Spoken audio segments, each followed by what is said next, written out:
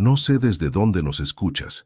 Quizás estés atendiendo mesas en este momento, limpiando vasos con manos cansadas o esperando que alguien por fin te diga gracias.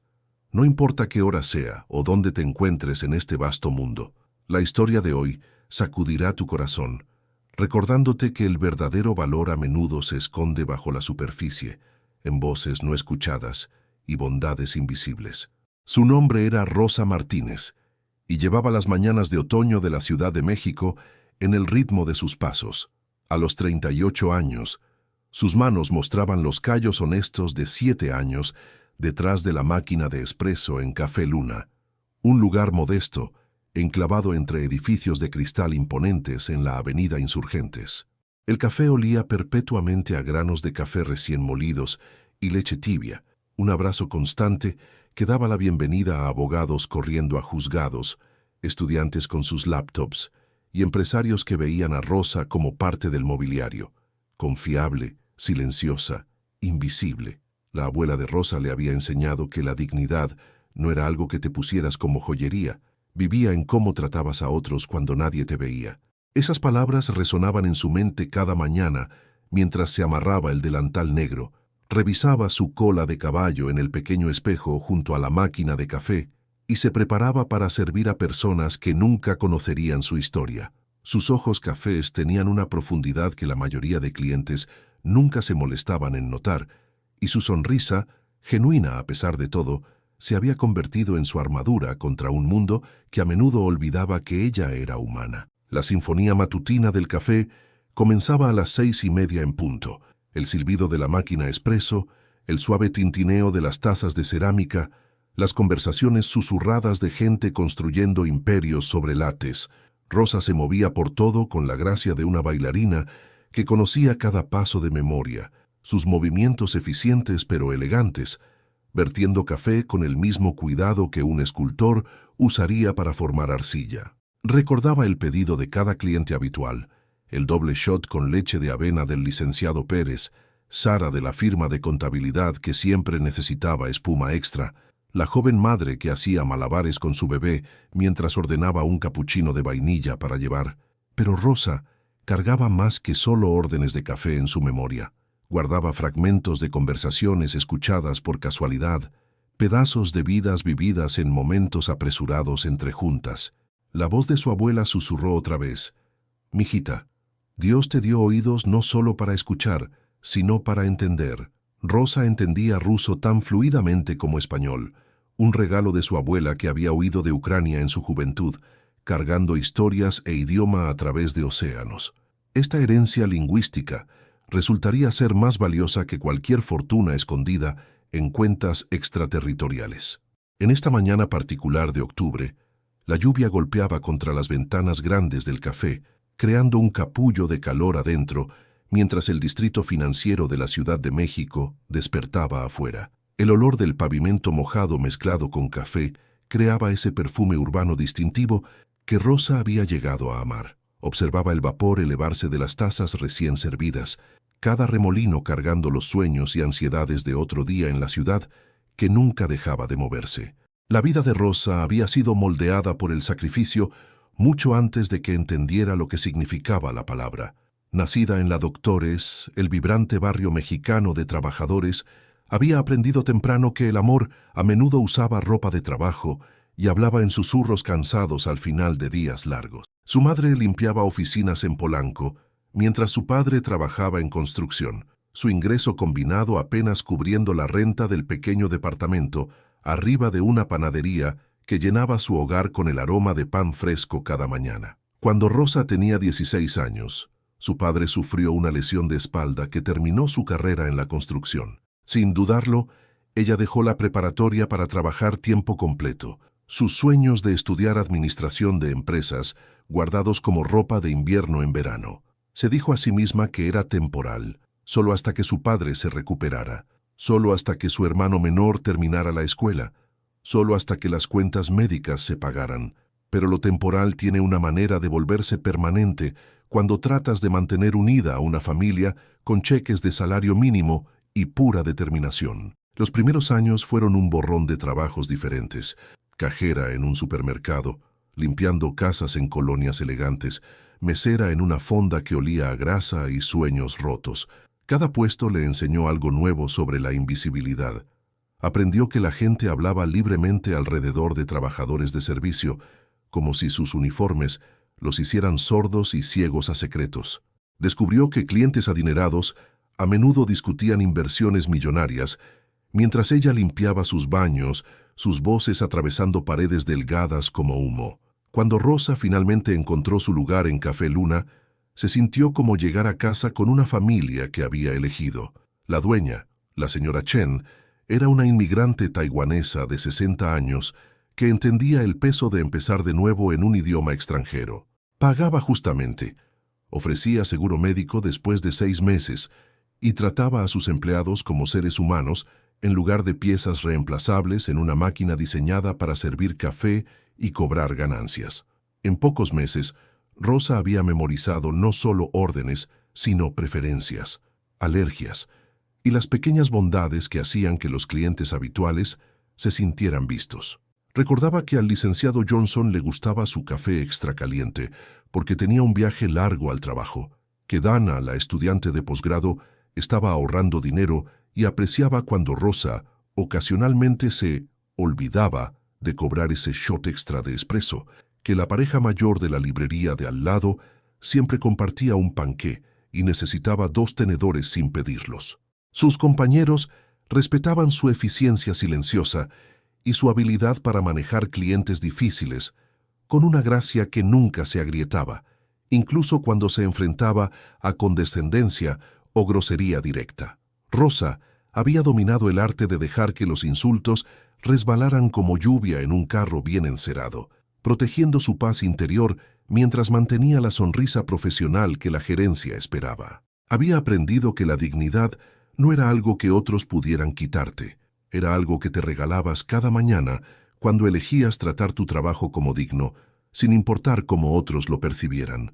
Pero la mayor fortaleza de Rosa residía en su habilidad para escuchar, realmente escuchar, el mundo a su alrededor.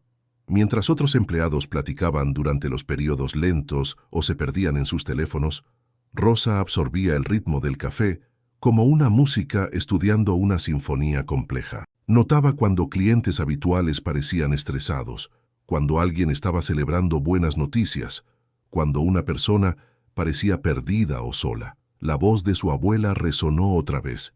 La compasión, mijita, es ver lo que otros eligen ignorar. Esta mañana se sintió diferente desde el momento en que Rosa abrió las puertas del café.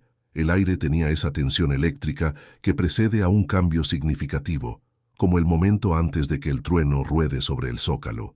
Preparó el primer lote de café de la mañana con cuidado extra, moliendo granos que habían sido tostados apenas ayer por una pequeña empresa en la Roma Norte. El ritual familiar la tranquilizó. Medir, cronometrar, ajustar la molienda hasta que la extracción fluyera como ámbar líquido en tazas blancas prístinas. Mientras comenzaba la prisa matutina, Rosa se movió por su rutina con elegancia practicada. Sirvió a los que madrugan, los que necesitaban cafeína antes de poder recordar sus propios nombres, con comprensión paciente. Observó al sol luchar a través de nubes cargadas de lluvia, proyectando sombras cambiantes sobre mesas donde tratos por millones de pesos pronto serían discutidos en idiomas que se suponía que ella no entendía. Para las 8, el café se había llenado con su mezcla usual de la población trabajadora de la Ciudad de México, jóvenes profesionistas aferrándose a smartphones como salvavidas, ejecutivos mayores que aún preferían periódicos a pantallas digitales, escritores freelance reclamando mesas en las esquinas para sesiones de escritura de horas alimentadas por recargas infinitas.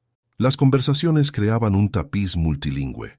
El español dominaba, pero Rosa captaba fragmentos de inglés de ejecutivos internacionales tomando café antes de que las oficinas corporativas abrieran, mandarín de estudiantes del Tecnológico de Monterrey Campus Santa Fe y ocasionalmente el ruso que siempre la hacía pausar y recordar. Fue entonces que Aarón Blanco entró por la puerta y Rosa sintió que la atmósfera cambió como presión barométrica antes de una tormenta. Aarón comandaba atención sin intentarlo, 1,80 m de altura, impecablemente vestido en un traje charcual que probablemente costaba más de lo que Rosa ganaba en 3 meses, con cabello gris acero que sugería experiencia distinguida en lugar de edad. Sus zapatos de piel italiana hechos a mano hacían clic contra los pisos de madera gastados del café con la confianza de un hombre acostumbrado a caminar sobre mármol y caoba. Aarón Blanco era dueño del 40% de los bienes raíces comerciales entre Santa Fe y Polanco, con portafolios de inversión que incluían todo desde emprendimientos de criptomonedas hasta acciones de energía renovable. Su patrimonio neto fluctuaba diariamente por cantidades que excedían los salarios anuales de la mayoría de la gente. Sin embargo, se comportaba con la arrogancia casual de alguien que nunca había cuestionado si su próxima comida estaba garantizada. Coleccionaba relojes caros, era dueño de un penthouse con vista al bosque de Chapultepec y manejaba un Tesla que costaba más que las casas de muchas personas, pero la riqueza no había llenado el vacío que hacía eco a través de su rutina diaria. Aarón vivía solo en espacios diseñados por arquitectos aclamados, pero no sentía calor. Sus relaciones eran transaccionales, asociaciones de negocios, obligaciones sociales, encuentros cuidadosamente orquestados con mujeres que veían signos de pesos en lugar del hombre solitario detrás de la fortuna. Trabajaba 16 horas al día, no por pasión, sino por el miedo de que la quietud pudiera forzarlo a confrontar el dolor hueco donde debería residir el propósito. Aarón eligió Café Luna, no por su ambiente o café superior, sino porque era conveniente a su oficina y consistentemente lo suficientemente silencioso para llamadas de negocios. Veía a Rosa y sus colegas como elementos de fondo eficientes, como software bien programado que entregaba cafeína sin requerir inversión emocional. Nunca se había molestado en aprender su nombre, a pesar de visitar 3 veces por semana durante más de un año. Para él, ella era simplemente la mesera, competente, discreta, olvidable. Esta mañana Aarón reclamó su mesa usual cerca de la ventana, donde la lluvia aún chorreaba el cristal como lágrimas que la Ciudad de México no podía dejar de derramar. Ordenó su doble espresso estándar, revisó su teléfono por movimientos del mercado nocturno y se preparó para una llamada que determinaría el futuro financiero de miles de inversionistas que confiaban sus ahorros de retiro a su empresa de administración de fondos. La ironía se le escapó. Un hombre que valía cientos de millones tomando decisiones que podrían devastar familias luchando por ahorrar lo suficiente para la educación universitaria de sus hijos. Rosa se acercó a su mesa con el café. Sus movimientos suaves y profesionales, a pesar del creciente peso de la labor invisible de otro día. Había servido a Aarón Blanco docenas de veces. Había escuchado mientras conducía llamadas de negocios en español. Lo había visto despedir meseros con apenas una mirada. Había sido testigo de su indiferencia casual hacia todos cuyo patrimonio neto no igualaba el suyo. Sin embargo, continuaba sirviéndole con el mismo cuidado que ofrecía a cada cliente, porque su abuela le había enseñado que la bondad no era condicional al respeto recíproco. Mientras Rosa colocaba la taza de espresso en la mesa de Aarón, notó que él miraba su teléfono con intensidad inusual. Su mandíbula se tensó, su mano libre tamborileó contra la superficie de madera de la mesa, y su expresión usualmente controlada mostró grietas de ansiedad. Algo estaba mal en el mundo cuidadosamente construido de activos e inversiones de Aarón Blanco, y Rosa sintió un aleteo inesperado de preocupación humana por alguien que nunca había reconocido su humanidad. El teléfono de Aarón sonó a las 8:27 en punto, y Rosa se encontró limpiando mesas cercanas con concentración afectada, sus oídos entrenados automáticamente, sintonizándose en conversaciones que otros ignoraban. La voz del otro lado hablaba en ruso rápido y urgente, y Rosa sintió que su corazón se aceleró mientras sílabas familiares llegaron a su conciencia. El idioma de su abuela, la lengua secreta de su herencia compartida, estaba siendo utilizado para discutir algo que hizo que la fachada confiada de Aarón Blanco finalmente se agrietara completamente. La conversación fue breve pero intensa. Rosa captó fragmentos que hicieron que sus manos temblaran mientras continuaba su rutina de limpieza, manipulación de acciones, información privilegiada, investigación de la CNBV y lo más escalofriante de todo, fondos de pensiones como objetivos. La voz de su abuela susurró advertencias. Cuando escuchas que se planea el mal, el silencio se convierte en complicidad. Rosa sintió que el destino se asentaba alrededor de sus hombros como un abrigo pesado, entendiendo que este momento definiría no solo su propio futuro, sino la seguridad financiera de incontables personas inocentes. Aarón terminó la llamada y notó a Rosa cerca, su cara pálida de concentración. Por primera vez en más de un año de servicio regular, él realmente la miró, no como decorado de fondo, sino como una amenaza potencial a su privacidad cuidadosamente guardada. Su expresión cambió de ansiedad a sospecha, luego a la diversión cruel de un hombre que creía que sus secretos estaban seguros porque había subestimado a todos a su alrededor. ¿Disfrutando el espectáculo?, Aarón preguntó, su voz cargando el filo condescendiente del privilegio, hablándole a la insignificancia percibida. No supongo que hayas entendido algo de eso, aunque sí noté que escuchabas bastante atentamente. Rosa sintió calor subir por sus mejillas, no de vergüenza, sino por la punzada familiar de ser desestimada como intelectualmente inferior porque servía café en lugar de comandar salas de juntas. Había experimentado esta condescendencia miles de veces. Clientes que hablaban de ella como si no pudiera escuchar, que asumían que su uniforme significaba que carecía de inteligencia, que trataban a trabajadores de servicio como muebles con la inconveniente habilidad de ser testigos de sus vidas. «Solo estaba limpiando, señor», Rosa respondió calladamente, su voz cargando la neutralidad practicada de alguien que había aprendido a tragarse el orgullo por el bien del empleo estable. Pero algo en su tono debe haber traicionado su comprensión, porque la diversión de Aarón se afiló hacia algo más frío. «Cierto», Aarón dijo lentamente, sus ojos grises estudiando a Rosa con nueva atención. «Bueno, supongo que no importa lo que creas haber escuchado. Después de todo, ¿quién le creería a una mesera que afirma entender conversaciones de negocios internacionales?» El desaire golpeó a Rosa como un golpe físico, no porque fuera inusual, sino porque vino en el momento cuando ella tenía información que podría salvar a incontables personas de la ruina financiera. Pensó en sus vecinos en la Doctores, familias trabajadoras que confiaban sus modestos ahorros a planes de retiro, que creían que los fondos de pensiones eran inversiones seguras administradas por gente honesta. Pensó en sus propios padres, cuyo pequeño nido de huevos representaba décadas de sacrificio y presupuesto cuidadoso. Aarón juntó sus cosas, dejó una propina mínima a pesar de ordenar el artículo más caro del menú y se alejó sin otra mirada en dirección de Rosa. No tenía idea de que su crueldad casual acababa de transformar a una mesera invisible en la persona más peligrosa de su mundo cuidadosamente construido de engaño financiero. Rosa se quedó congelada junto a la mesa de la ventana, viendo la lluvia continuar su ataque implacable en las torres de cristal de la Ciudad de México. En sus manos tenía el futuro, conocimiento que podría prevenir un crimen financiero masivo, información que podría salvar fondos de retiro y planes de pensiones del robo calculado. Pero también tenía el peso de su propia vulnerabilidad, entendiendo que hombres poderosos como Aarón Blanco tenían maneras de destruir a gente que amenazaba sus imperios.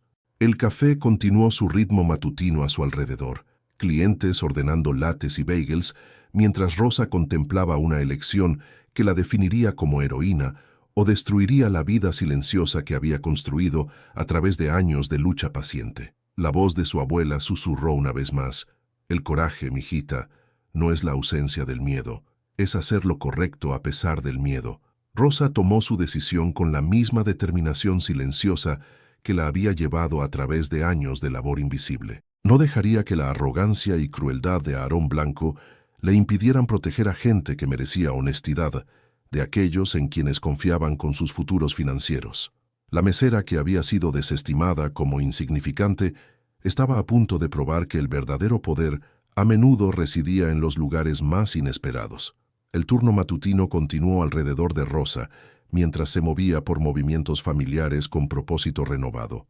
Cada taza que servía, cada mesa que limpiaba, cada sonrisa que ofrecía a clientes apresurados, llevaba el peso de su conocimiento secreto. Se había convertido en la guardiana de información que podría tumbar imperios financieros, y cargaba esa responsabilidad con la misma gracia que traía a servir café a gente que raramente se molestaban en recordar su nombre. Mientras se acercaba la hora del almuerzo y la atmósfera del café cambió de urgencia matutina a conversaciones de mediodía, Rosa comenzó a formular un plan que requeriría todo el coraje que su abuela había pasado años ayudándola a cultivar. Pensó en sus padres durmiendo pacíficamente en su pequeño departamento, sin saber que su hija estaba a punto de subir a un escenario donde millonarios y meseras jugaban por apuestas más altas de lo que la mayoría de la gente podía imaginar. La lluvia había parado al mediodía, y la luz solar débil luchaba a través de las nubes grises características de la Ciudad de México, proyectando todo en los tonos apagados de una ciudad que había aprendido a encontrar belleza en sombras industriales. Rosa estaba parada en la máquina expreso, preparando bebidas con precisión mecánica, mientras su mente corría a través de posibilidades y consecuencias. Entendía que sus próximas acciones validarían la fe de su abuela en el poder del coraje silencioso, o confirmarían la suposición de Aarón Blanco de que las meseras eran demasiado insignificantes para importar en los juegos que los hombres ricos jugaban. Pero Rosa Martínez nunca había sido insignificante para la gente que conocía su corazón.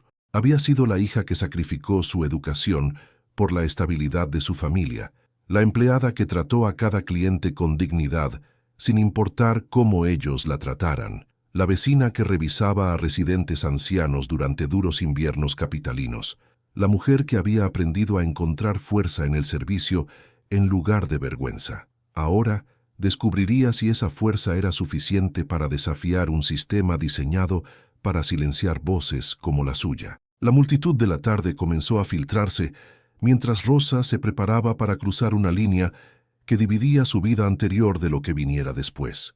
Pensó en todos los clientes que había servido, que discutían sus esperanzas y miedos sobre café, sin saber que su mesera entendía más de lo que imaginaban. Pensó en la confianza que ponían en asesores financieros y administradores de inversiones, asumiendo que regulaciones y supervisión protegían sus modestos ahorros de la codicia de gente como Aarón Blanco. Mientras limpiaba la máquina expreso, por lo que podría ser la última vez como trabajadora de servicio anónima, Rosa sintió el peso de la transformación asentándose alrededor de ella, como el viento de la Ciudad de México antes de una tormenta eléctrica.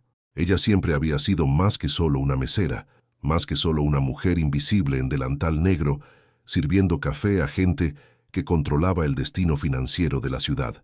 Mañana, Aarón Blanco y todos los demás aprenderían que la persona más peligrosa en cualquier habitación es a menudo aquella que los hombres poderosos asumen que es demasiado insignificante para importar. La lluvia regresó mientras se acercaba el anochecer, golpeando las ventanas de Café Luna, como aplauso para una actuación que apenas comenzaba. Rosa terminó su turno, colgó su delantal y salió a la noche de la Ciudad de México cargando secretos que podrían cambiar todo. No tenía manera de saber que su viaje de mesera invisible a heroína reacia la llevaría a través de meses de duda, traición y soledad, antes de entregarla a una redención que honraría cada sacrificio que su abuela había hecho para traer a su familia a este momento de ajuste de cuentas moral. Pero primero, Rosa tenía que encontrar a alguien que creyera que una mesera mexicana podía entender ruso lo suficientemente bien para escuchar crímenes financieros y cuidar lo suficiente sobre extraños para arriesgar su sustento por su protección. En una ciudad donde el poder usualmente llevaba trajes caros y comandaba salas de juntas, Rosa estaba a punto de descubrir si la justicia podría encontrar una voz en alguien cuya mayor calificación era el coraje para escuchar cuando otros elegían permanecer silenciosos. La mañana siguiente, llegó con el tipo de frío que penetra hasta los huesos que solo la Ciudad de México podía entregar a fines de octubre. El tipo que hacía que las cafeterías se sintieran como santuarios contra un mundo decidido a probar la resistencia humana. Rosa llegó a Café Luna 30 minutos temprano, como había hecho cada día por 7 años, pero esta mañana cargaba el peso de horas sin dormir, pasadas ensayando conversaciones que podrían salvar a miles de personas o destruir su propia vida cuidadosamente construida. Había pasado la noche investigando periodistas financieros, buscando a través de sitios web, de periódicos y revistas de negocios, por alguien que pudiera tomarla en serio, a pesar de su falta de credenciales en su mundo de trajes y portafolios de acciones. Su laptop, comprada de segunda mano hace 3 años con dinero ahorrado de propinas, estaba abierta en su mesa de cocina, mostrando artículos sobre fraude de fondos de pensiones, investigaciones de la CNBV y la red compleja de regulación diseñada para proteger a inversionistas promedio de exactamente el tipo de esquema que había escuchado en ruso. El ritual matutino de preparación del café proporcionó comodidad a través de la familiaridad, revisar la presión de la máquina expreso, acomodar pasteles en la vitrina, limpiar mesas que pronto sostendrían los sueños y ansiedades del valor de otro día de clientes. Pero las manos de Rosa temblaron ligeramente mientras trabajaba, traicionando la ansiedad que su sonrisa profesional no podía esconder del todo. Estaba a punto de cruzar un puente que nunca podría ser descruzado, moviéndose de testigo a denunciante en un sistema de justicia que no siempre protegía a gente que elegía hacer lo correcto. A las 7:15, justo cuando Rosa terminó de preparar el primer lote de café del día, notó una figura familiar asentándose en una mesa de esquina con un periódico y laptop. David Chen, sin relación con la dueña del café, era un reportero financiero para El Universal, que pasaba la mayoría de las mañanas trabajando desde Café Luna, sostenido por recargas infinitas y el tipo de ruido de fondo que lo ayudaba a concentrarse. Rosa le había servido cientos de tazas de café durante 2 años. Lo había escuchado conducir entrevistas telefónicas con economistas y analistas financieros. Había observado su preocupación genuina por cómo los cambios de política afectaban a familias trabajadoras. David era diferente de la mayoría de los clientes de negocios del café. Preguntaba sobre el día de Rosa. Recordaba detalles sobre su vida que ella había mencionado de pasada. Dejaba propinas generosas no por culpa, sino por respeto por trabajo honesto. Trataba a trabajadores de servicio como seres humanos, en lugar de conveniencias, una cualidad que Rosa había notado y apreciado, incluso cuando no tenía idea de cuán importante se volvería ese respeto. Tomando una respiración profunda que llevaba el aroma de café fresco y el ánimo susurrado de su abuela, Rosa se acercó a la mesa de David con una jarra de su tostado oscuro preferido y suficiente coraje para cambiar ambas sus vidas para siempre. «Buenos días, David», dijo, su voz más estable de lo que sentía. «¿Podrías hablar conmigo sobre algo cuando tengas unos minutos? Es importante». David levantó la mirada de su laptop con la atención inmediata que los buenos periodistas daban a historias inesperadas, pero su expresión mostró preocupación genuina por Rosa en lugar de oportunismo profesional. Él siempre había percibido profundidad en la mesera que servía su café con gracia inusual. Había notado la inteligencia en sus ojos que sugería educación interrumpida en lugar de educación ausente. «Por supuesto, Rosa. ¿Está todo bien?». La pregunta simple, hecha con cuidado auténtico, casi rompió la compostura cuidadosamente mantenida de Rosa. ¿Cuándo había sido la última vez que alguien en su vida profesional preguntó si estaba bien y lo dijo en serio? ¿Cuándo había mostrado un cliente interés en su bienestar en lugar de solo la velocidad de su servicio? La bondad en la voz de David le recordó por qué estaba tomando este riesgo enorme, porque algunas personas aún se preocupaban por proteger a otros, incluso cuando la protección requería sacrificio personal. «Escuché algo ayer», Rose comenzó calladamente, mirando alrededor para asegurar que su conversación permaneciera privada. Un cliente estaba discutiendo algo en ruso, algo sobre manipulación de acciones y fondos de pensiones. Creo que la gente podría salir lastimada si alguien no investiga. Los instintos periodísticos de David se afilaron inmediatamente, pero su respuesta reflejó el entrenamiento ético que separaba a reporteros reales de sensacionalistas. No desestimó las preocupaciones de Rosa, porque trabajaba en servicio de alimentos. No cuestionó su habilidad para entender conversaciones financieras complejas. No asumió que su uniforme significaba que carecía de inteligencia o integridad. En cambio, escuchó con el respeto que su información merecía. «Dime exactamente lo que escuchaste», David dijo, cerrando su laptop para darle a Rosa su atención completa. «Y no te preocupes sobre si entendiste todo correctamente. Puedo ayudar a descifrar los detalles técnicos». Por los siguientes 20 minutos, Rosa relató su conversación con Aarón Blanco, la llamada telefónica en ruso y los fragmentos de conspiración que había entendido. David tomó notas con intensidad creciente, haciendo preguntas aclaratorias sobre timing, palabras específicas que había escuchado y detalles sobre el comportamiento de Aarón que podrían ayudar a establecer la credibilidad de su testimonio. Mientras Rosa hablaba, sintió la extraña liberación que viene con compartir una carga que se había vuelto demasiado pesada para cargar sola. Las preguntas de David eran profesionales pero respetuosas, tratando su testimonio con la seriedad que merecía en lugar del escepticismo que había esperado. Por primera vez desde escuchar la conversación de Aarón, Rosa se permitió esperar que hacer lo correcto pudiera realmente llevar a la justicia en lugar de la destrucción personal. «Esto es serio, Rosa», David dijo cuando ella terminó su testimonio.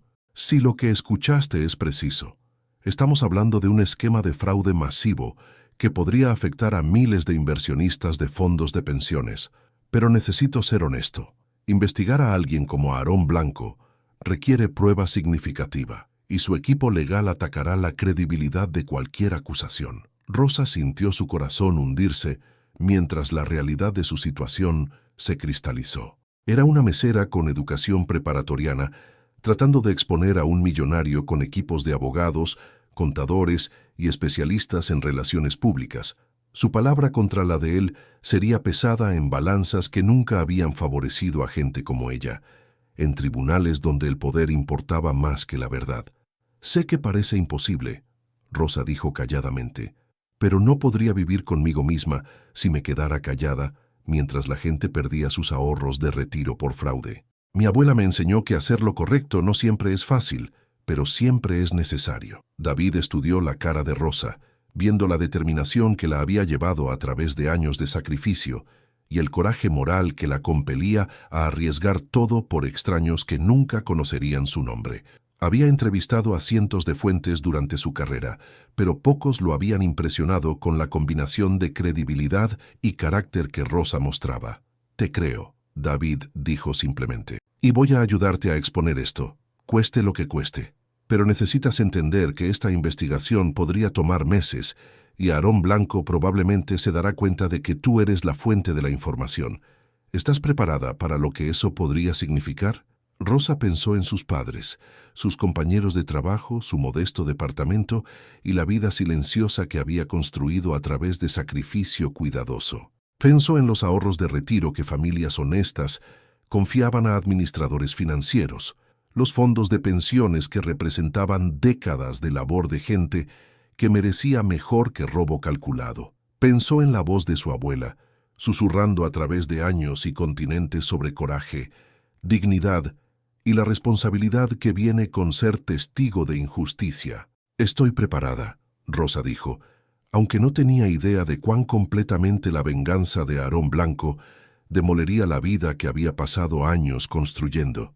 Los siguientes 3 meses transformaron la existencia de Rosa en un balance cuidadoso entre rutinas normales y reuniones clandestinas con David y su equipo de investigación. Se reunían en ubicaciones diferentes: una sucursal de biblioteca en la del Valle, un restaurante en Coyoacán, una vez en Chapultepec, donde las conversaciones podían desaparecer en el viento del lago.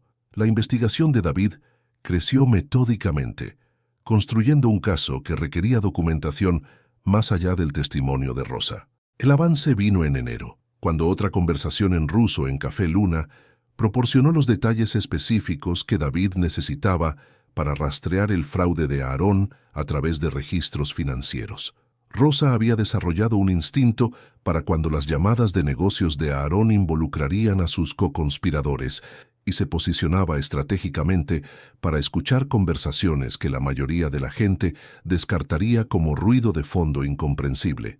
Pero rumores comenzaron a circular entre el pequeño personal del café de que Rosa estaba actuando extraño, quedándose tarde para espiar a clientes, haciendo muchas preguntas sobre gente que no era asunto suyo.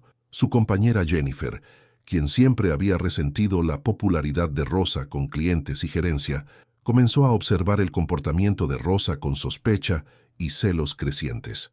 El momento de la investigación se aceleró cuando David descubrió registros financieros que corroboraron el testimonio de Rosa sobre el esquema de fondos de pensiones. La firma de inversiones de Aarón Blanco había estado sistemáticamente desviando ahorros de retiro hacia aventuras de alto riesgo que generaban comisiones enormes sin importar si los inversionistas ganaban o perdían dinero. La conspiración era elegantemente simple y devastadoramente efectiva. Robar de gente que confiaba en ti, esconder el robo en instrumentos financieros complejos y confiar en la falta de sofisticación de las víctimas para prevenir el descubrimiento. Mientras el invierno se profundizaba y el exposé de David se acercaba a la publicación, Rosa comenzó a experimentar el costo psicológico de mantener secretos que podrían destruir a un hombre poderoso mientras continuaba sirviéndole café con cortesía profesional. Las visitas de Aarón al café se convirtieron en pruebas de su compostura, su arrogancia casual, un recordatorio constante de cuán poco valoraba a gente como ella. Luego, en una mañana de febrero que destrozaría el mundo de Rosa, Jennifer hizo su jugada. Impulsada por celos y la promesa de recompensa del equipo de seguridad de Aarón Blanco, fabricó una historia sobre Rosa, robando a clientes, malversando de la caja registradora y conduciendo algún tipo de esquema involucrando clientes de negocios. Las mentiras eran lo suficientemente convincentes para crear duda, y la duda era todo lo que Aarón necesitaba para destruir la reputación de Rosa. Rosa se enteró de las acusaciones cuando la señora Chen la llamó a la oficina antes de que comenzara su turno. La conversación fue breve y devastadora. Quejas de clientes, dinero faltante, comportamiento inapropiado con clientes, despido inmediato. Las protestas de Rosa cayeron en oídos que habían sido envenenados por mentiras cuidadosamente elaboradas, y sus 7 años de servicio fiel se evaporaron en 10 minutos de escándalo manufacturado. Parada en el callejón detrás de Café Luna, sosteniendo sus pertenencias personales en una caja de cartón, Rosa sintió el peso completo del poder de Aarón Blanco. Él había destruido su sustento sin siquiera reconocer su existencia. Había usado los celos de su compañera como arma para silenciar a la única persona que amenazaba su imperio financiero. La lluvia que comenzó a caer parecía ser las lágrimas de la Ciudad de México por otra injusticia que probablemente nunca sería corregida. Pero David Chen no había terminado con su investigación, y el despido de Rosa solo fortaleció su convicción de que Aarón Blanco era exactamente el tipo de criminal que destruía vidas honestas para proteger riqueza deshonesta. El artículo apareció 3 semanas después, primera plana de la sección de negocios de El Universal, con un titular que envió ondas de choque a través del distrito financiero de la ciudad. Firma de inversiones local acusada de fraude masivo de fondos de pensiones. La historia detalló el esquema de Aarón con precisión devastadora, incluidas citas de una fuente anónima que había escuchado a conspiradores discutir sus actividades criminales en ruso. Rosa leyó el artículo en su departamento, sintiéndose simultáneamente vindicada y aterrorizada, mientras reconocía su propio testimonio, traducido al lenguaje periodístico que periódicos podían imprimir y fiscales podían usar. La respuesta de Aarón Blanco fue rápida y predecible. Negar todo, atacar la credibilidad del periódico, contratar abogados caros para amenazar demandas contra cualquiera que repitiera las acusaciones. Su equipo de relaciones públicas lo retrataron como víctima de un periodista vengativo, y fuentes poco confiables que probablemente estaban motivadas por rencores personales en lugar de preocupaciones legítimas sobre conducta financiera impropia. Por 6 meses, el caso se movió a través de canales legales mientras Rosa luchaba por encontrar empleo en una industria donde la influencia de Aarón podía destruir reputaciones con algunas llamadas telefónicas. Sus ahorros desaparecieron. El arrendamiento de su departamento se convirtió en una ansiedad mensual, y la preocupación de sus padres añadió culpa a la presión financiera que amenazaba con aplastar su espíritu.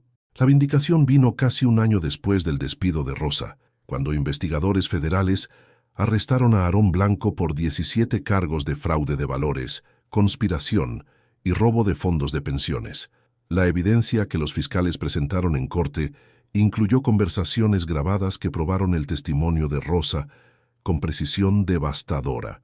Aarón y sus conspiradores habían planeado robar millones de pesos de cuentas de retiro, tal como la mesera desprestigiada había afirmado. Los artículos de seguimiento de David Chen Rastrearon el progreso de la investigación, siempre refiriéndose a la fuente original que había arriesgado todo para exponer el fraude. Rosa permaneció anónima en la prensa, pero su coraje había protegido a miles de inversionistas de la ruina financiera. Había preservado ahorros de retiro que representaban sueños de toda la vida de dignidad en la vejez. El imperio de Aarón Blanco se desplomó con drama apropiado, activos congelados, inversiones confiscadas, una reputación construida durante décadas, destruida por la verdad que una mesera mexicana había tenido el coraje de exponer. Su penthouse fue vendido para pagar honorarios legales, sus autos caros fueron reposesionados por bancos, su círculo social se evaporó mientras la riqueza desapareció y el escándalo reemplazó la respetabilidad. Pero la destrucción personal esperaba a Aarón en formas que trascendían la pérdida financiera. Sentado en la oficina de su abogado, revisando acuerdos de culpabilidad que lo enviarían a prisión federal por 8 a 10 años, Aarón finalmente entendió el costo de desestimar a gente cuya humanidad nunca se había molestado en reconocer. La mesera que había tratado como mueble había poseído el coraje moral que sus millones no podían comprar y la integridad que su éxito había corrompido gradualmente. La realización de lo que había perdido, no dinero o estatus, sino conexión con la decencia humana básica, golpeó a Aarón como granizo del ajusco, repentino y abrumador. Había estado rodeado de riqueza, pero aislado de la sabiduría, protegido por poder financiero pero vulnerable a la pobreza espiritual que viene de tratar a otras personas como conveniencias desechables. 2 años después del despido de Rosa, Aarón Blanco fue liberado temprano de la prisión federal por cooperación con autoridades en casos de fraude relacionados. Su mundo se había encogido a un departamento tipo estudio en un barrio que una vez había considerado por debajo de su atención, un trabajo de medio tiempo que apenas cubría gastos básicos y el desafío diario de reconstruir una identidad que no había estado basada en portafolios de acciones y posesiones de bienes raíces. El primer lugar que Aarón visitó después de su liberación fue Café Luna, donde nueva gerencia había reemplazado a la señora Chen y caras diferentes servían café a clientes que probablemente nunca pensaban en los trabajadores invisibles que sostenían sus rutinas diarias. Aarón se sentó en su mesa anterior, bebiendo café aguado que costaba más de lo que podía permitirse fácilmente, recordando cuán casualmente había desestimado a la mesera cuyo coraje finalmente lo había salvado de cometer crímenes aún peores. Encontrar a Rosa requirió el tipo de esfuerzo persistente que Aarón una vez había aplicado a adquirir riqueza. La rastreó a través de conocidos mutuales, organizaciones comunitarias y la red de conexiones invisibles que unía a las familias trabajadoras de la Ciudad de México. La búsqueda lo llevó a una pequeña fonda en la Roma Norte, donde Rosa trabajaba turnos nocturnos, sirviendo café y comida reconfortante a gente que entendía la lucha como realidad diaria en lugar de concepto abstracto. La reunión fue sin palabras al principio. 2 personas cuyas vidas habían sido cambiadas para siempre por una conversación escuchada en ruso, por el coraje de alguien que había sido desestimada como insignificante, por las consecuencias devastadoras de tratar a otro ser humano como mueble desechable. Aarón estaba parado en la entrada del nuevo lugar de trabajo de Rosa, mayor y humilde, mientras Rosa se acercaba con la cortesía profesional que ofrecía a todos los clientes, sin importar su historia o sus sentimientos sobre su presencia. «Te debo una disculpa», Aarón dijo calladamente, su voz sin llevar nada de la arrogancia que una vez había definido sus interacciones con trabajadores de servicio. «Y gratitud, y más de lo que jamás podría recompensar». Rosa estudió su cara, viendo arrepentimiento genuino donde la condescendencia con derecho solía vivir, reconociendo la humanidad que la riqueza y el poder una vez habían ocultado detrás de trajes caros y crueldad casual. Había aprendido a través de su prueba compartida que la dignidad no podía ser quitada por otros, solo podía ser entregada por ti mismo, y ella nunca había entregado la suya, a pesar de todo lo que él le había costado. «Hice lo que pensé que era correcto», Rosa respondió simplemente, sus palabras cargando la fuerza que la había sostenido a través de meses de desempleo, duda pública y sacrificio personal. «Me alegra que haya ayudado a evitar que lastimaras a más gente». Hablaron durante 20 minutos, mientras Rosa continuaba trabajando, sirviendo a otros clientes con la misma gracia que siempre había traído a su profesión. Aarón se enteró de sus luchas para encontrar empleo después de su escándalo, el apoyo de sus padres durante los peores períodos, su satisfacción silenciosa al saber que miles de inversionistas habían mantenido ahorros de retiro que habrían sido robados si ella se hubiera quedado callada. Antes de irse, Aarón preguntó a Rosa qué podía hacer para enmendar el daño que su arrogancia había causado. Su respuesta lo sorprendió con su simplicidad y sabiduría. No quería nada para ella misma, pero le pidió que recordara cómo se sentía ser desestimado como indigno de respeto básico. Si podía aprender a ver a trabajadores de servicio como seres humanos en lugar de aparatos convenientes, su sufrimiento habría servido a un propósito más allá de solo exponer fraude financiero. La fundación que Aarón estableció en honor de Rosa se convirtió en su camino hacia la redención, apoyando a mujeres inmigrantes y trabajadores de servicio que enfrentaban discriminación y explotación. Dedicó el resto de su vida laboral a la abogacía en lugar de acumulación, usando su conocimiento de sistemas financieros para proteger a gente como Rosa en lugar de aprovecharse de ellas. Rosa regresó a la universidad a los 40 años, usando dinero de la fundación para estudiar administración de empresas y gerencia de non-profits. Se graduó summa cum laude. Habló en la graduación sobre la dignidad del trabajo de servicio y estableció programas para ayudar a otras mujeres a transicionar de trabajos de servicio a carreras que igualaran su inteligencia y ambición. 5 años después de su reunión, Rosa y Aarón colaboraron en programas de alfabetización financiera para familias trabajadoras. Su sociedad un testimonio a la posibilidad de redención a través del respeto genuino por la dignidad humana. Aarón nunca olvidó la lección que Rosa le había enseñado, que el verdadero valor no tenía nada que ver con balances de cuentas bancarias y todo que ver con cómo tratabas a la gente cuando pensabas que nadie importante estaba viendo. El tiempo pasó gentilmente después de eso, llevando a Rosa a través de temporadas de reconocimiento y respeto que honraron cada sacrificio que su abuela había hecho para traer a su familia a México. Recibió cartas de inversionistas cuyos ahorros de retiro habían sido protegidos, de estudiantes que habían beneficiado de sus programas educativos, de trabajadores de servicio que habían encontrado carreras después de seguir caminos que el coraje de Rosa había ayudado a crear. Rosa vivía pacíficamente en una casa que compró con dinero ganado a través de trabajo, que valoraba su inteligencia en lugar de solo su habilidad para servir café.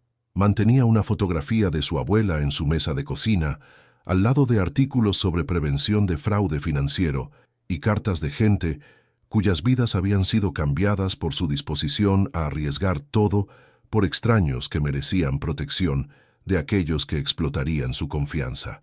Pero la historia de Rosa no terminó con éxito personal y vindicación profesional.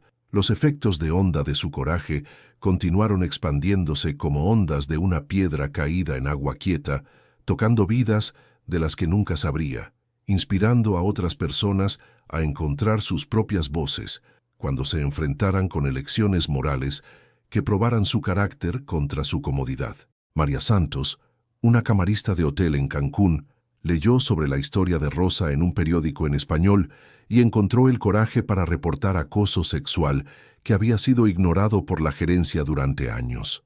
Su queja llevó a una investigación que protegió a docenas de otras mujeres y resultó en cambios de política que hicieron el lugar de trabajo más seguro para todos los que limpiaban habitaciones y cambiaban sábanas mientras huéspedes hablaban alrededor de ellas como si fueran invisibles. Jaime Thompson, un guardia de seguridad en un edificio de oficinas en Guadalajara, escuchó conversaciones sobre fraude de seguros que podría haber costado a su empresa millones de pesos y dejado a cientos de empleados sin trabajos. Recordando el ejemplo de Rosa, contactó a autoridades a pesar de saber que denunciar podría costarle su propio empleo. Su testimonio ayudó a fiscales a condenar ejecutivos que habían estado dispuestos a destruir su empresa en lugar de admitir mal manejo financiero. Elena Popov, una empleada doméstica en Monterrey, descubrió que sus clientes adinerados estaban escondiendo activos para evitar pagar impuestos que financiaban escuelas y hospitales en comunidades donde sus propios hijos vivían. Pasó meses recolectando evidencia, mientras continuaba limpiando muebles y aspirando alfombras en casas que valían más de lo que ella ganaría en varias vidas. Su información ayudó a autoridades fiscales a recuperar millones de pesos que pertenecían en arcas públicas en lugar de cuentas extraterritoriales escondidas. Estas historias se multiplicaron a través del país, mientras el ejemplo de Rosa inspiró a otros trabajadores invisibles a darse cuenta de que sus observaciones importaban, que sus voces llevaban peso moral que no podía ser medido en cifras de salario o estatus social. La red de gente que limpiaba, servía, vigilaba y mantenía la infraestructura de la prosperidad mexicana comenzó a entender que su proximidad a gente poderosa les daba responsabilidades únicas de proteger a la comunidad más amplia de corrupción y explotación. Rosa recibió cartas de algunas de estas personas, agradeciéndole por probar que el coraje ordinario podía desafiar poder extraordinario. Mantenía cada carta en una caja especial, leyéndolas cuando la duda se metía en sus pensamientos, cuando se preguntaba si su sacrificio había valido la pena los años de lucha e incertidumbre que habían seguido su decisión de decir la verdad al poder. Los programas de alfabetización financiera que Rosa y Aarón desarrollaron juntos se convirtieron en modelos para iniciativas similares en otras ciudades, enseñando a familias trabajadoras cómo proteger sus ahorros de esquemas fraudulentos y reconocer cuando asesores financieros estaban actuando en sus propios intereses en lugar del beneficio de sus clientes. La ironía no se les escapó a ninguno de los dos, un excriminal financiero y la mesera que lo había expuesto trabajando juntos para ayudar a gente a entender sistemas diseñados para beneficiar a los adinerados a expensas de todos los demás. Durante una de sus presentaciones del programa en un centro comunitario en el antiguo barrio de Rosa en la Doctores, un hombre mayor se les acercó después de que la sesión terminara. Se presentó como Manuel Rodríguez, explicando que su fondo de pensiones había sido uno de los objetivos del esquema de Aarón antes de que el testimonio de Rosa detuviera el fraude.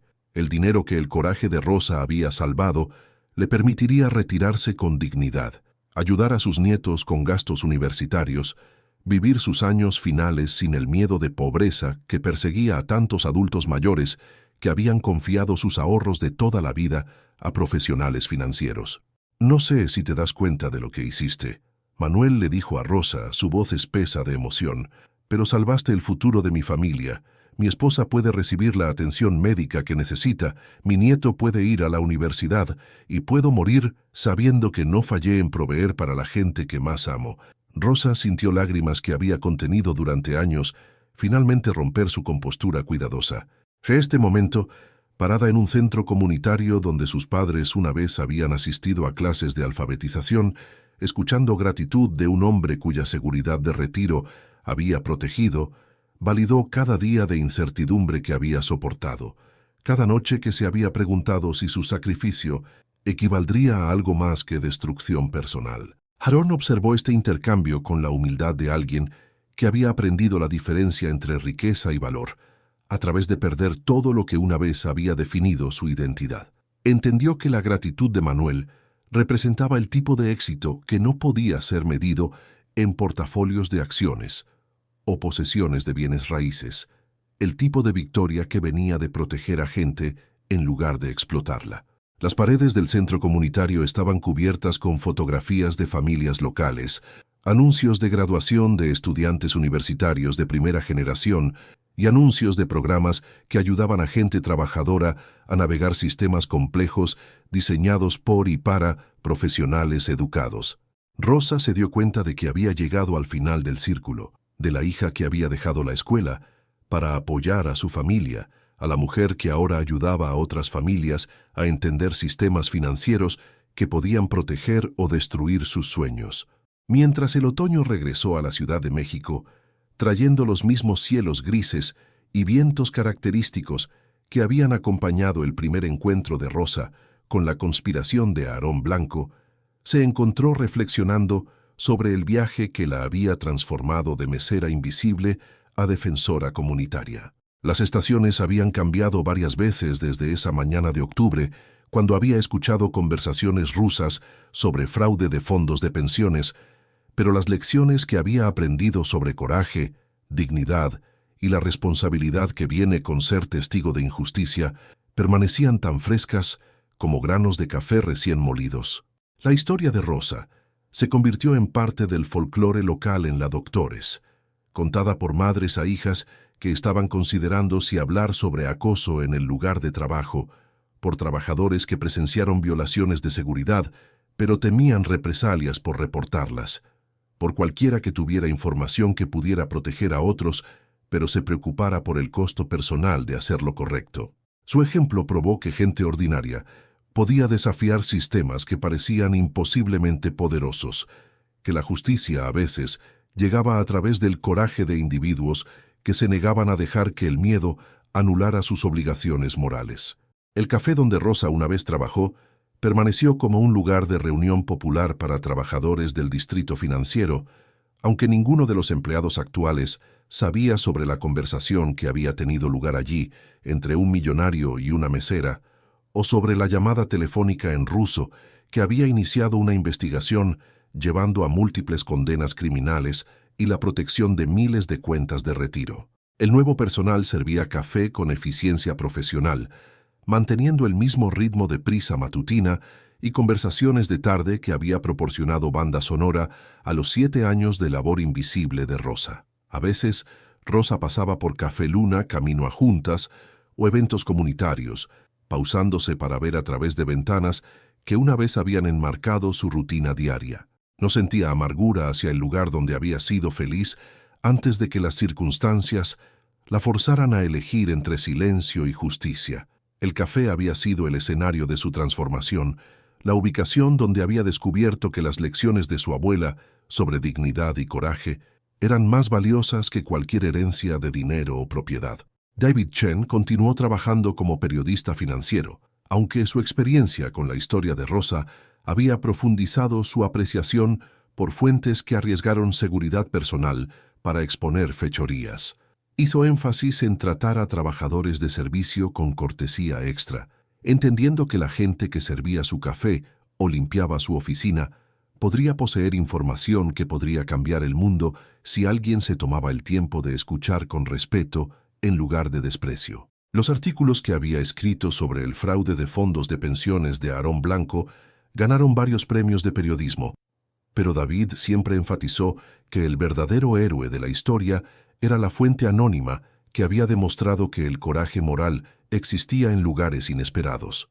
Nunca reveló la identidad de Rosa, incluso después de que ella le diera permiso de usar su nombre, entendiendo que su anonimato protegía a otros denunciantes potenciales que podrían necesitar creer que decir la verdad al poder no siempre requería aceptar destrucción personal como consecuencia inevitable. Mientras Rosa entraba a su 50º año, reflexionó sobre el camino que la había llevado de deserción preparatoriana a defensora comunitaria respetada, de mesera invisible a experta reconocida en prevención de fraude financiero.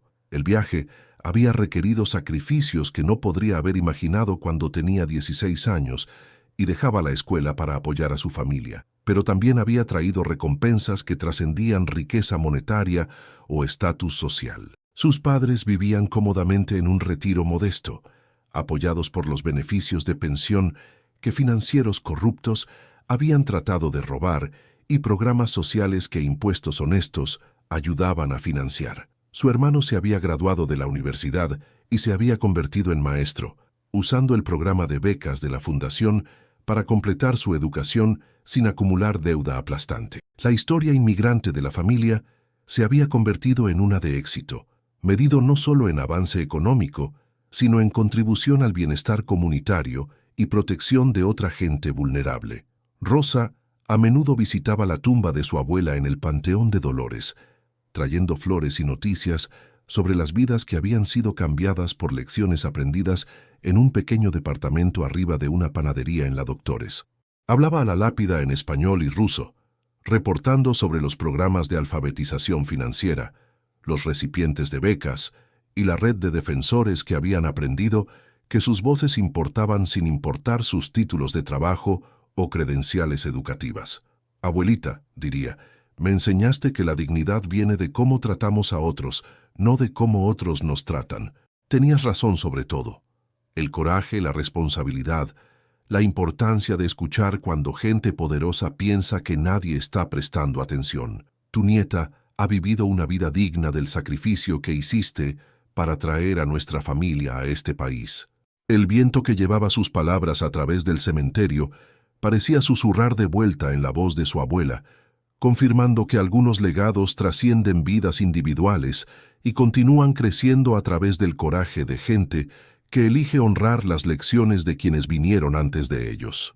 La Fundación de Rosa expandió su misión más allá de alfabetización financiera para incluir programas de entrenamiento laboral para inmigrantes, oportunidades de becas para niños cuyos padres trabajaban en industrias de servicio y abogacía por políticas que protegían a trabajadores de explotación por empleadores que asumían que desesperación económica hacía a la gente dispuesta a aceptar cualquier trato en lugar de arriesgar desempleo. Las oficinas de la Fundación ocupaban la planta baja de un edificio en Xochimilco, otro barrio de la Ciudad de México, donde el español se mezclaba con lenguas indígenas en las esquinas y familias trabajaban múltiples empleos para poder pagar renta en una ciudad que parecía diseñada para gente con riqueza heredada en lugar de ingresos ganados. Rosa pasaba sus días en juntas con organizadores comunitarios, defensores de políticas y familias que necesitaban ayuda navegando sistemas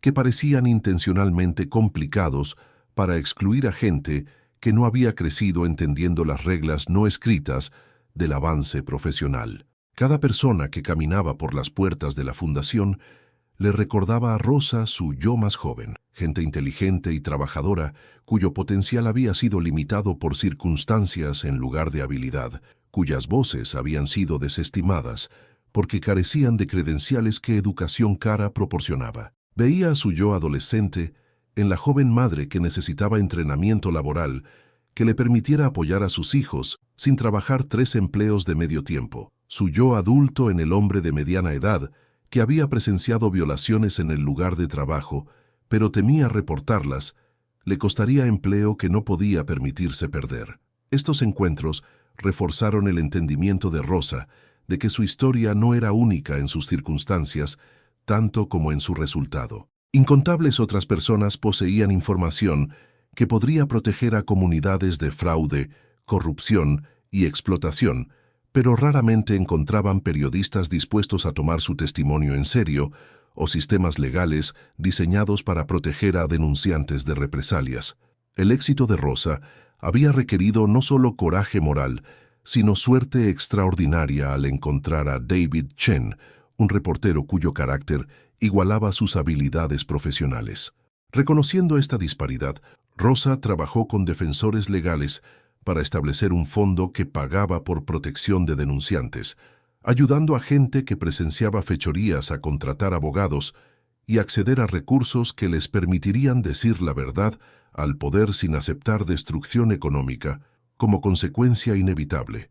El fondo operaba calladamente, proporcionando apoyo sin publicidad que podría desalentar a gente de presentarse con información sensible.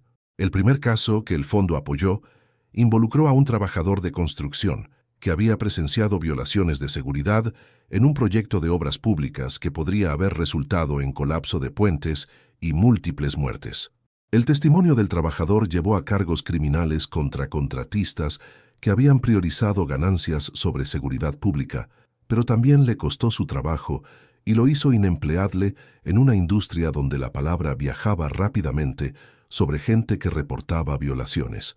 El fondo proporcionó representación legal, apoyo financiero temporal y entrenamiento laboral que le permitió transicionar a trabajo en inspección de edificios, donde su conocimiento de atajos de construcción lo hacía valioso para agencias responsables de seguridad pública.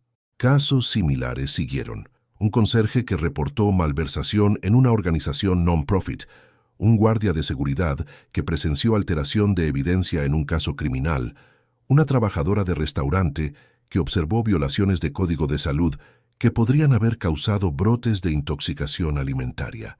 Cada denunciante enfrentó costos personales por proteger a extraños y cada uno recibió apoyo que los ayudó a sobrevivir el período entre hacer lo correcto y encontrar nuevo empleo que valorara su integridad en lugar de castigarla. Rosa entendía que estos casos individuales representaban un patrón más grande de injusticia que permitía a gente poderosa explotar sus posiciones porque asumían que testigos carecían de recursos para desafiarlos. El trabajo de la Fundación era esencialmente sobre redistribuir el poder que venía con seguridad económica, asegurando que el coraje moral no fuera exclusivo a gente que podía permitirse perder sus trabajos sin enfrentar falta de hogar o hambre. Pero la Fundación también atrajo oposición de gente que se beneficiaba de sistemas que silenciaban testigos inconvenientes. Rosa recibió llamadas telefónicas amenazantes de llamadores anónimos que sugerían que estaba causando problemas para negocios que proporcionaban empleos y crecimiento económico. Su auto fue vandalizado 2 veces y alguien tiró un ladrillo por la ventana de la oficina de la Fundación con una nota advirtiéndole que dejara de alentar a gente a morder las manos que los alimentaban. Estas tácticas de intimidación solo fortalecieron la resolución de Rosa, recordándole el desprecio casual de Aarón Blanco hacia la mesera que entendía conversaciones rusas sobre fraude financiero. La gente que la amenazaba estaba cometiendo el mismo error que Aarón había cometido. Asumir que alguien que había elegido servicios sobre interés propio podía ser asustada al silencio por gente que valoraba ganancias sobre principio. Rosa aumentó seguridad en las oficinas de la Fundación y su hogar, pero se negó a reducir la visibilidad o efectividad del programa. Entendía que retroceder validaría la suposición de que defensores de clase trabajadora podían ser intimidados más fácilmente de lo que criminales adinerados podían ser procesados. La voz de su abuela susurró ánimo durante los momentos más difíciles, recordándole que el coraje no era la ausencia de miedo, sino la decisión de hacer lo correcto a pesar de tener miedo. El trabajo de la Fundación atrajo atención nacional cuando un documentalista produjo una película sobre el viaje de Rosa de mesera invisible a denunciante de fraude financiero a defensora comunitaria. La película, titulada Escuchando mientras invisible, se estrenó en el Festival de Cine de Morelia y después fue distribuida a través de servicios de streaming que la hicieron accesible a familias que no podían permitirse boletos de cine, pero necesitaban entender que sus voces importaban en sistemas diseñados para excluirlas. Rosa accedió a participar en el documental renuentemente, entendiendo que la publicidad la haría más visible a gente que prefería que defensores como ella permanecieran silenciosos. Pero también reconoció que su historia podía inspirar a otros denunciantes potenciales que podrían asumir que desafiar a gente poderosa requería recursos y credenciales que no poseían. El momento más poderoso de la película vino durante una entrevista, donde Rosa habló directamente a espectadores que trabajaban en industrias de servicio, que limpiaban oficinas donde decisiones importantes se tomaban, que servían café a gente que controlaba recursos comunitarios, que vigilaban edificios donde evidencia de corrupción podría estar almacenada. Les recordó que su proximidad al poder les daba responsabilidades únicas de proteger a gente que confiaba en que los sistemas fueran honestos y justos. «Ven cosas que otra gente no nota», Rosa dijo, mirando directamente a la cámara. «Escuchan conversaciones que gente poderosa asume que nadie más entiende. Tienen acceso a información que podría proteger a sus vecinos, su familia, su comunidad. No dejen que nadie los convenza de que su voz no importa, porque sirven café o limpian oficinas o vigilan edificios. A veces las voces más importantes pertenecen a gente que hombres poderosos asumen que son demasiado insignificantes para importar». El lanzamiento del documental coincidió con varios casos de alto perfil de fraude financiero, corrupción corporativa y escándalo político que habían sido expuestos por denunciantes trabajando en posiciones de servicio. Las historias crearon un patrón claro: personal de limpieza que descubrió evidencia de evasión fiscal, guardias de seguridad que presenciaron destrucción de documentos nocturna, trabajadores de servicio de alimentos que escucharon conversaciones sobre sobornar oficiales públicos. Cada caso demostró que la experiencia de Rosa era parte de un sistema más grande que dependía del silencio de gente cuyo trabajo los hacía invisibles a aquellos a quienes servían. Mientras Rosa veía su historia siendo presentada a audiencias a través del país, sintió el peso de representación que venía con hablar por gente que raramente tenía plataformas para contar sus propias historias. El documental la retrataba no como heroína perfecta, sino como persona ordinaria que había hecho una elección extraordinaria, alguien cuya mayor calificación era la disposición de proteger a extraños de gente que explotaría su confianza. El éxito de la película llevó a compromisos para hablar en universidades, colegios comunitarios y organizaciones de defensa de trabajadores donde Rosa compartió su historia con audiencias que necesitaban entender que la justicia a veces requería sacrificio personal, pero que el sacrificio valía la pena cuando protegía a gente vulnerable de aquellos que se aprovechaban de ellos. Habló en español e inglés, adaptando su mensaje a comunidades diferentes, mientras mantenía su verdad esencial, que el coraje moral podía desafiar sistemas que parecían imposiblemente poderosos. En un colegio comunitario en Tijuana, Rosa se dirigió a una audiencia de mayormente mujeres inmigrantes que trabajaban en hoteles, restaurantes y casas privadas a través de la ciudad. Habló sobre las lecciones de su abuela, sus años sirviendo café a gente que la trataba como mueble, y el momento cuando se dio cuenta de que el silencio la haría cómplice en crímenes contra gente que merecía honestidad de aquellos en quienes confiaban con su seguridad financiera. Durante el periodo de preguntas y respuestas, una joven levantó la mano y preguntó si Rosa alguna vez se arrepentía de su decisión de exponer el fraude de Aarón Blanco. La pregunta llevaba el peso de experiencia personal. Esta era alguien que había presenciado fechorías, pero temía las consecuencias de reportarlas.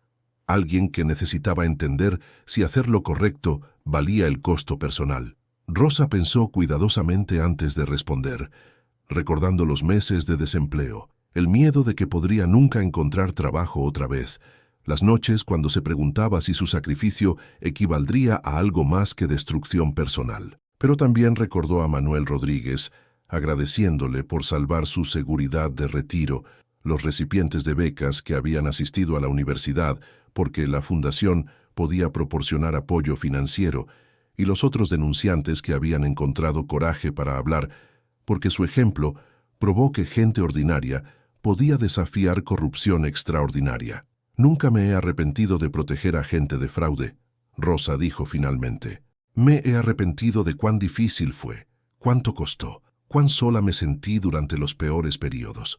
Pero nunca podría arrepentirme de hacer lo que mi abuela me enseñó que era correcto, usar mi voz para proteger a gente que confiaba en otros para ser honestos con sus ahorros de toda la vida». La audiencia estalló en aplausos que duró varios minutos, y Rosa entendió que su historia había dado a estas mujeres permiso de creer que sus voces importaban, que su proximidad al poder llevaba responsabilidades así como riesgos, y que la justicia a veces requería que gente ordinaria hiciera elecciones extraordinarias. Después del evento, varias mujeres se acercaron a Rosa para compartir sus propias historias de presenciar violaciones en el lugar de trabajo, fraude financiero y explotación que habían tenido miedo de reportar. Cada mujer cargaba el peso de información que podría proteger a otros, pero también cargaban el miedo de represalias que podrían destruir su propia seguridad económica. Rosa escuchó a cada historia con la misma atención que David Chen había dado a su testimonio años antes, entendiendo que el respeto por su coraje era el primer paso hacia ayudarlas a encontrar los recursos que necesitaban para actuar en sus convicciones morales.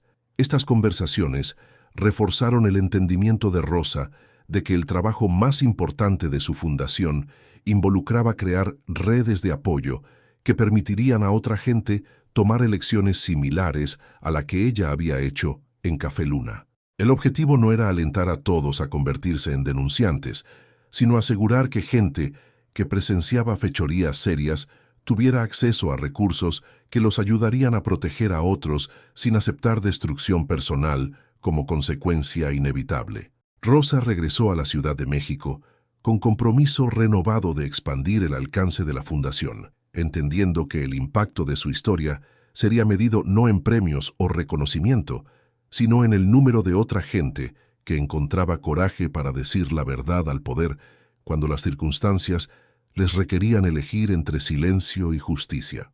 El 10º aniversario de la fundación se acercaba durante un periodo particularmente desafiante en la política mexicana, cuando gente poderosa parecía cada vez más confiada de que podrían explotar recursos públicos sin enfrentar consecuencias, y cuando gente trabajadora parecía cada vez más consciente de que sistemas diseñados para protegerlos estaban realmente diseñados para beneficiar a aquellos que ya poseían riqueza e influencia.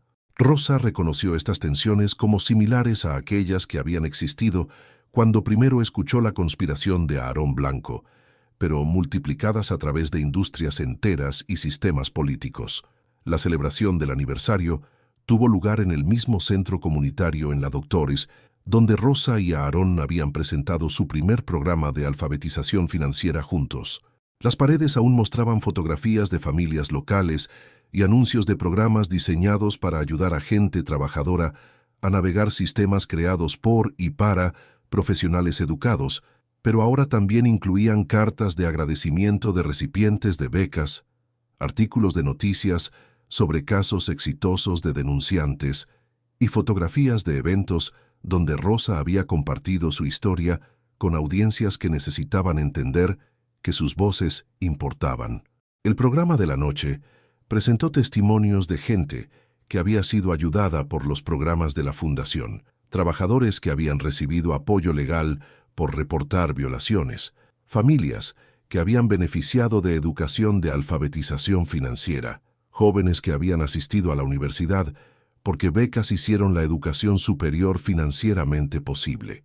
Cada orador representó los efectos de onda que habían crecido de la decisión de Rosa de acercarse a David Chen con información sobre conversaciones rusas que había escuchado mientras servía café a un hombre que nunca se había molestado en aprender su nombre. Pero el momento más conmovedor de la noche vino cuando Aarón Blanco tomó el escenario para dirigirse a una audiencia que incluía muchas personas cuyos ahorros de retiro habían sido protegidos por el coraje de Rosa y su eventual cooperación con investigadores federales. Su aparición había sido controversial. Algunos miembros de la comunidad argumentaron que criminales reformados no deberían recibir plataformas en eventos celebrando justicia, pero Rosa había insistido en que la redención requería reconocimiento de fechorías, así como compromiso a hacer enmiendas. Hace 10 años yo era el tipo de persona que trataba a trabajadores de servicio como muebles. Aarón comenzó, su voz sin llevar nada de la arrogancia que una vez había definido sus interacciones con gente que consideraba por debajo de su estatus social. Desestimé a Rosa Martínez como insignificante porque ella servía café en lugar de manejar portafolios de inversión. Asumí que su uniforme significaba que carecía de inteligencia, que su acento significaba que no podía entender conversaciones financieras complejas, que su posición económica significaba que su voz no importaba en decisiones que afectaban la seguridad de retiro de miles de personas. Pausó, mirando directamente a Manuel Rodríguez y otros miembros de la comunidad cuyos fondos de pensiones habían sido objetivos de su esquema de fraude. Estaba equivocado sobre todo. Rosa poseía el coraje moral que mi riqueza no podía comprar y la integridad que mi éxito había corrompido gradualmente. Arriesgó su sustento para proteger a extraños de crímenes que yo estaba planeando cometer contra gente que había confiado en mí con sus ahorros de toda la vida. El testimonio de Aarón duró 20 minutos, detallando la arrogancia que lo había hecho asumir que podía explotar la confianza de la gente sin consecuencias y la destrucción personal que había seguido su arresto y condena. Pero también habló sobre la educación que había recibido de su colaboración con Rosa en programas comunitarios, las lecciones que había aprendido sobre dignidad, respeto y la responsabilidad que viene con acceso a recursos financieros de otra gente. La fundación que lleva el nombre de Rosa me ha enseñado que riqueza sin carácter no vale nada, Aarón concluyó, y que el verdadero éxito viene de proteger a gente en lugar de explotarla. Nunca puedo deshacer el daño que tenía intención de causar, pero puedo pasar el resto de mi vida tratando de prevenir que otros cometan los mismos errores que cometí cuando pensaba que el dinero importaba más que la decencia humana. La respuesta de la audiencia fue mixta. Algunos aplaudieron la aparente transformación de Aarón, mientras otros permanecieron escépticos de que alguien que había estado dispuesto a robar ahorros de retiro podría convertirse en genuino defensor de la gente que había visto previamente como víctimas. Pero Rosa entendía que la redención era un proceso en lugar de un evento, y que el trabajo en curso de Aarón con la fundación representaba su compromiso a ganar perdón a través de acción en lugar de palabras. Mientras la noche concluyó y miembros de la comunidad compartieron comida y conversación en el mismo cuarto donde los padres de Rosa una vez habían asistido a clases de ciudadanía, Rosa reflexionó sobre el viaje que la había traído de mesera invisible a defensora reconocida por gente cuyas voces a menudo eran desestimadas porque carecían de credenciales que educación cara proporcionaba. Pensó en las lecciones de su abuela sobre dignidad, coraje y la responsabilidad que viene con ser testigo de injusticia. Pensó en las conversaciones rusas que había entendido por regalos lingüísticos que habían cruzado océanos y generaciones para llegar a una cafetería de la Ciudad de México donde gente poderosa asumía que nadie estaba escuchando. Pensó en la elección que había hecho de acercarse a David Chen con información que podría salvar a miles de personas de fraude financiero o destruir su propia vida cuidadosamente construida.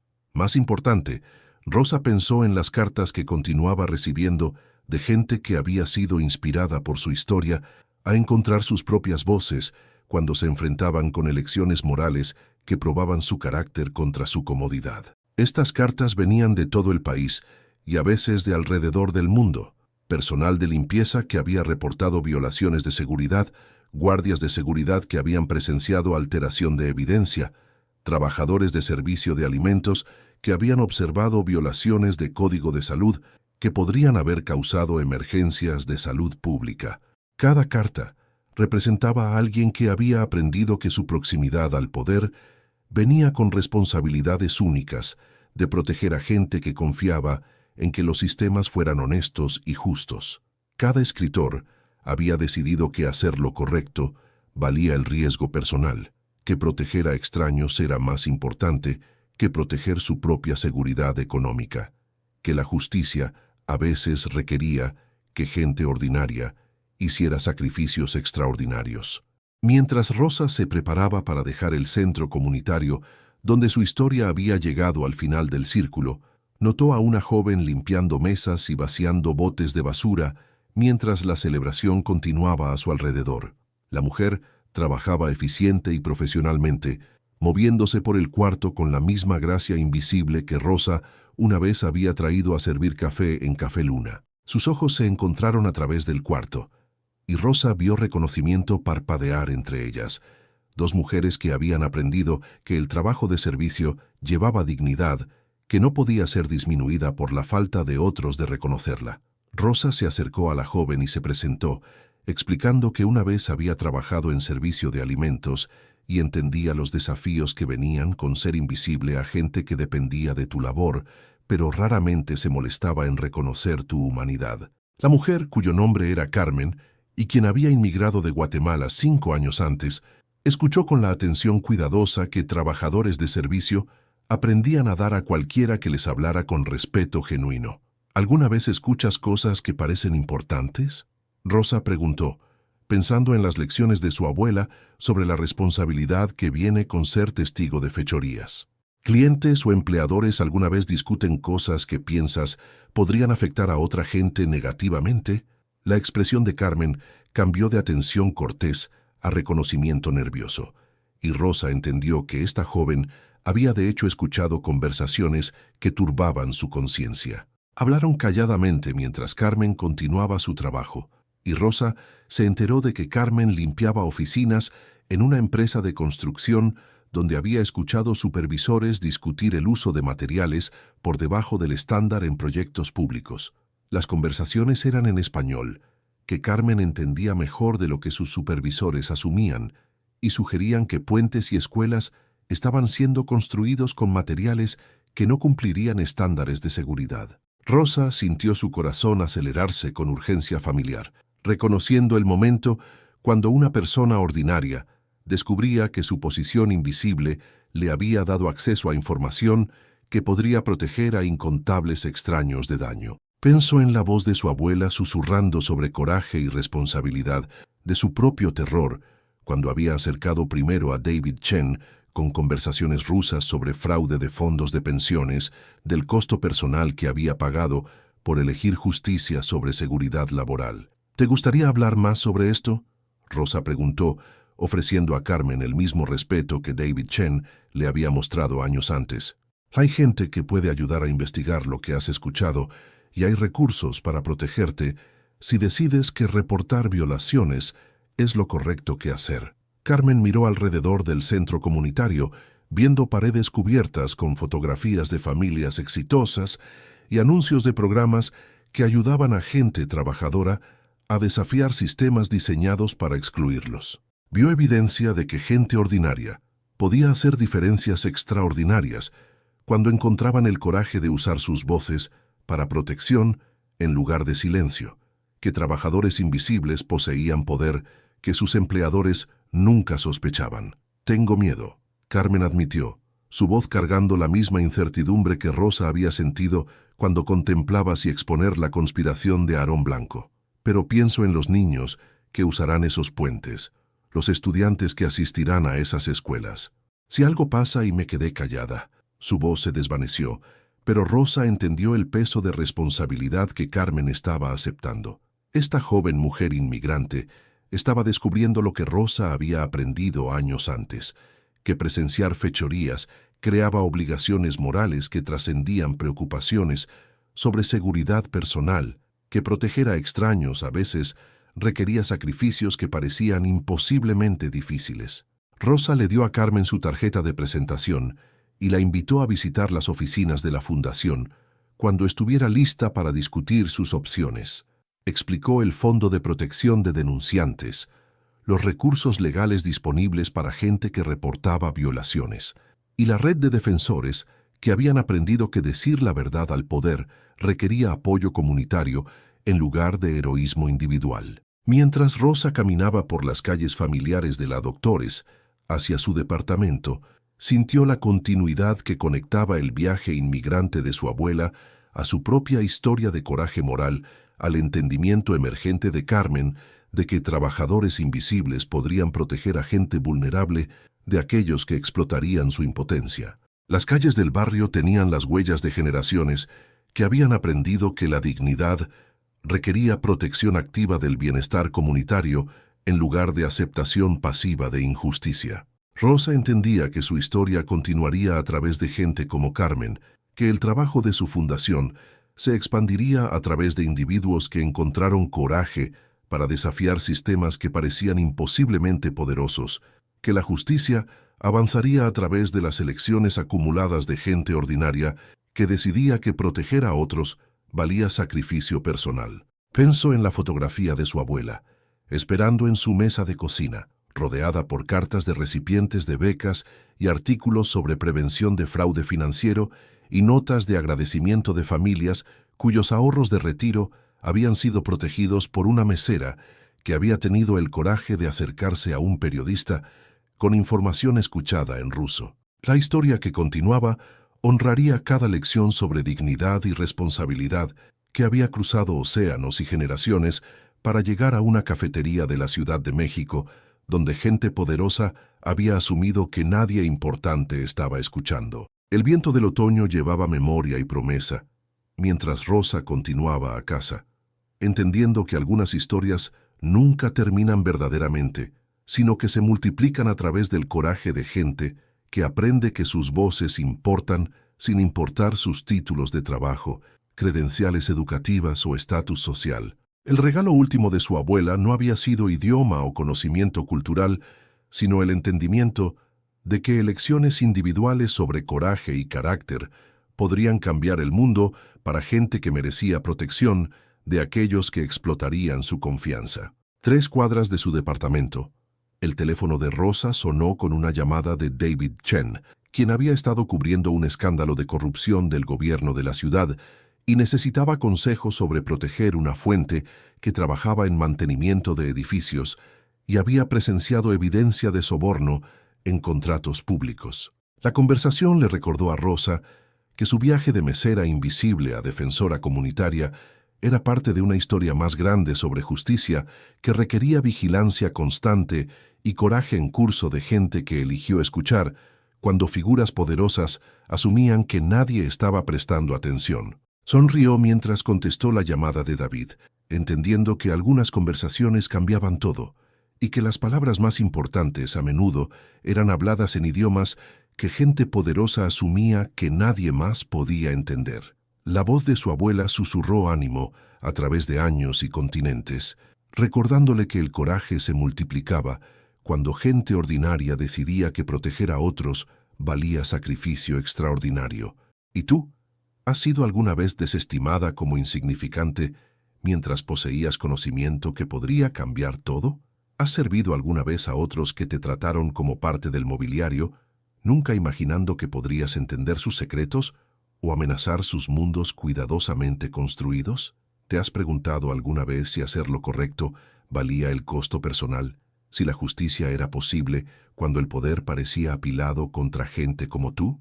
Cuéntame tu historia en los comentarios abajo. Si el viaje de Rosa de mesera invisible a heroína reacia tocó tu corazón, por favor deja un like y suscríbete para que esta historia llegue a otra mujer trabajadora que merece saber que su dignidad y coraje importan más que la riqueza o estatus de cualquier otra persona. Para más historias sobre gente ordinaria encontrando fuerza extraordinaria, haz clic en el enlace del podcast a la izquierda. Gracias por caminar este sendero emocional con nosotros, por recordar que las conversaciones más importantes a menudo pasan en idiomas que gente poderosa asume que nadie más entiende, y por creer que la justicia a veces llega a través del coraje de alguien cuya mayor calificación es la disposición de escuchar cuando otros eligen permanecer silenciosos.